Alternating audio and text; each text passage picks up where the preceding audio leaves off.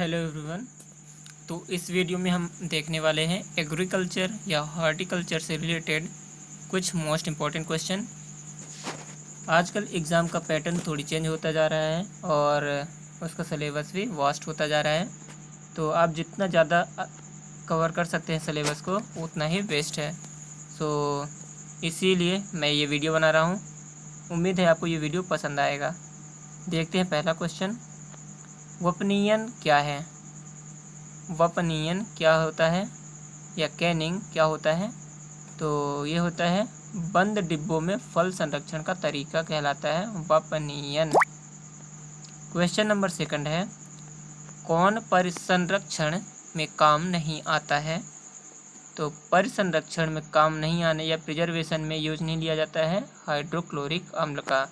इसका जो chemical formula होता है वो होता है HCl।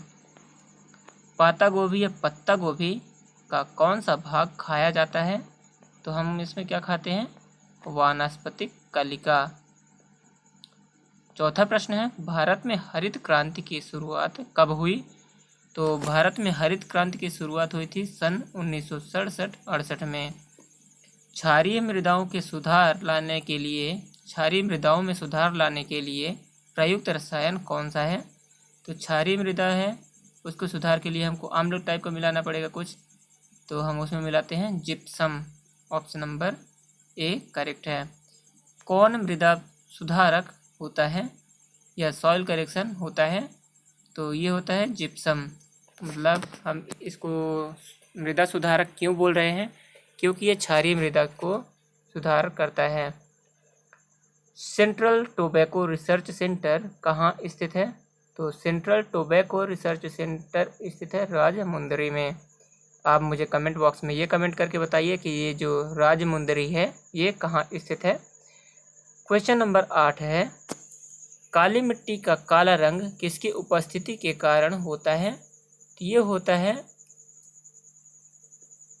टिटेनिफेरस, मैग्नेटाइट एवं ह्यूमस की वजह से। ऑप्शन नंबर सी करेक्ट है।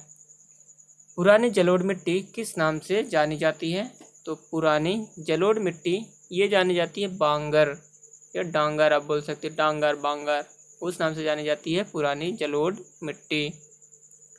क्वेश्चन नंबर 10 है, गेहूं का काला टिक रोग या ब्लैक टिक डिसीज जो होती है गेहूं में किसके कारण होती है? तो ब्लैक टिक सीरीज जो डिसीज होती है ये होती है फफूंदी के कारण। मिर्च में चरपराहट का क्या कारण है? तो मिर्च में जो चरपराहट होती है उसका कारण होता है उसमें उपस्थित capsaicin. Option number A.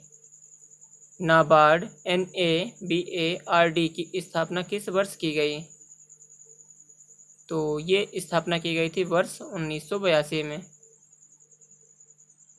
Question number 13 है, स्वतंत्रता प्राप्ति के बाद भारत में कितने उत्पादन में सर्वाधिक प्रगति किसके उत्पादन में सर्वाधिक प्रगति की है?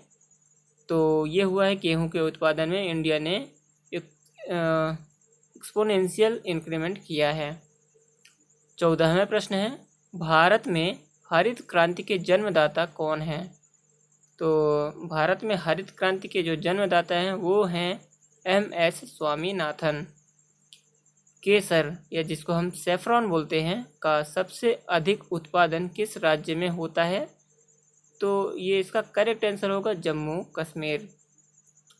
दलहनी पौधों की जड़ों में कौन सा जीवाणु निवास करता है?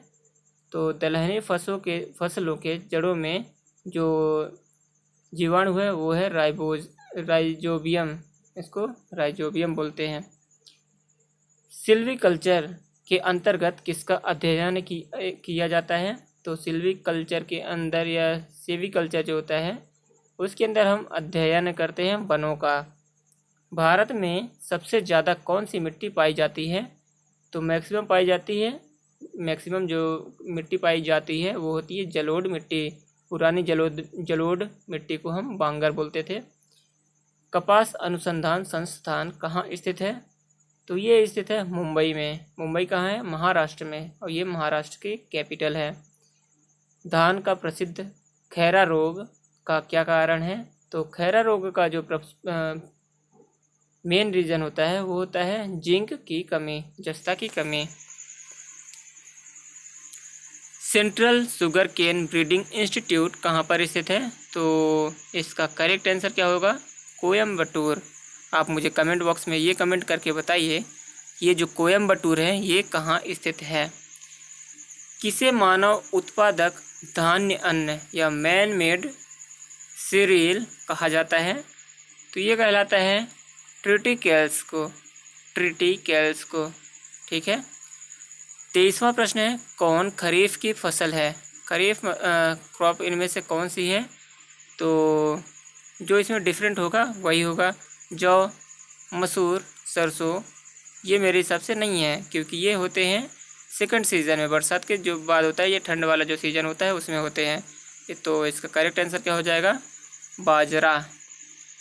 हरित क्रांति के दौरान किस खाद्यान्न के उत्पादन में सर्वाधिक वृद्धि हुई थी? तो ये होगा गेहूँ। नूतन जलोढ़ मिट्टी या फिर न्यू जलोढ़ मिट्टी किस नाम से जानी जाती है? पुरानी तो हम बांगर बोल दिए थे, जो नई होती है उसको हम बोलते हैं खादर। किस मिट्टी का स्थानीय नाम रेगड़ है? तो ये कौन सी मिट्टी है? यह है काली मिट्टी का नाम, स्थानीय नाम रेगड़ होता है। 27वां प्रश्न है, कृषि उपज के समर्थन मूल्य का निर्धारण कौन करता है? तो ये किया जाता है एग्रीकल्चर प्राइस कमीशन के द्वारा। 28वां प्रश्न है, सबसे ज़्यादा प्रोटीन किसमें पाई जाती है? तो सबसे ज़्यादा पाई जाती है वो सबसे ज़्यादा प्रोटीन किसमें पाई जाती है? तो ये पाई जाती है सोयाबीन में। 29वां प्रश्न है, दलहन फसलों में कौन सा रंग द्रव्य या फिर पिगमेंट नाइट्रोजन स्थिरीकरण में सहायक होता है? तो ये होता है लेगहीमोग्लोबिन, लेगहीमोग्लोबिन, लेगहीमोग्लोबिन आप बोल सकते हो। 30वां प्रश्न है, बोरलॉग पुरस्कार किसके महत्वपूर्ण योगदान के लिए वैज्ञानिकों को प्रदान किया जाता है? तो ये किया जाता है कृषि के क्षेत्र में। तो दोस्तों हम हर वीडियो में 30 क्वेश्चन देखने वाले हैं। ये थे टॉप 30 क्वेश्चन। इसके आगे के हम जो टॉप 30 नेक्स्ट होंगे या 30 के 260 क्वेश्चन वो हम देखेंगे सेकंड वीडियो में।